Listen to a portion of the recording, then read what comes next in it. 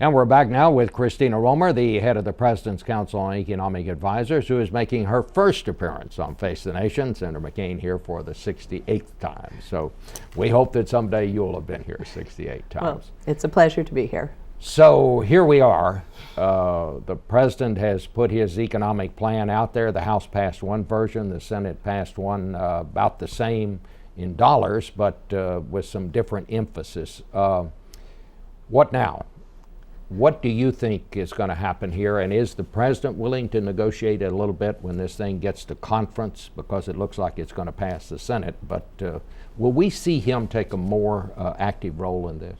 Well, I think the crucial thing that has to happen is we have to get this plan through Congress and signed and out there to help the American people, because as the numbers that came out last Friday showed, the American economy is very sick and by all indications getting sicker, right? We lost 600,000 jobs just in the month of January. So absolutely this is priority one, and the President is looking forward to working with Congress and making sure we get a bill out absolutely as fast as possible. Now, the other thing that's going to happen this week is that the Secretary of the Treasury, Mr. Geithner, is going to release his plans on how to use this TARP money, this so-called TARP money. Now, as I understand it, he's going to be talking about money that the Congress appropriated last year. Is that right? Absolutely. And is he going to be asking for more? Because some people are saying that's not going to be enough. And I guess he's got $350 billion now to figure out what to do with to shore up banks. Well, certainly one of the key things that we know is, as important as the stimulus package is, the financial rescue is also important. We also in the administration are committed to working with the housing problem and helping those millions of Americans facing foreclosure. So it's going to be a range of proposals, and absolutely dealing with our financial system is very high on the list. And as you point out, Secretary Geithner is going to be announcing this week how we're going to use that money effectively. I think the American people do have a certain lack of confidence in how the money had been used in the last administration, and now that there's a new administration in office, we're committed to using it effectively. We were told he would announce this tomorrow, but now it may be put off till Tuesday. I think we're still working out the actual timing. I think the crucial thing is both these things need to get done. We need to get the stimulus package through. And we do know that any package to get the economy healthy is going to be more effective if we get the banks healthy, because we've got to get them lending again. One of the things we're hearing is that it may be as much as $50 billion dollars in there to help on foreclosures, people have problems with their mortgages. Can you confirm that? Yes, that certainly.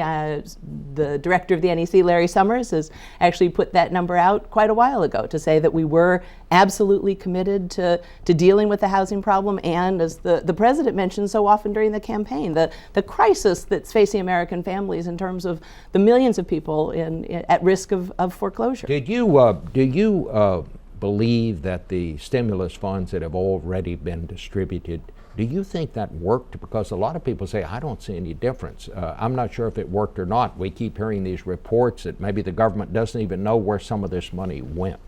I think I share the same skepticism or sort of disappointment that the American people share of how that first 350 was put in, and I think one of the biggest problems is we don't know a lot about what happened. And one of the things that President Obama has made so clear is that this time around, now that we're in charge, he wants complete transparency, he wants a full accounting, and I think that's going to restore the confidence of the American people, and it's going to make it more effective. This economic recovery plan that we've seen, the House passed one version, and it looks like the Senate is going to pass one that's a little bit different. How do we know that's going to work? Because as I listen to these economists on both sides, some say this works, others say that works.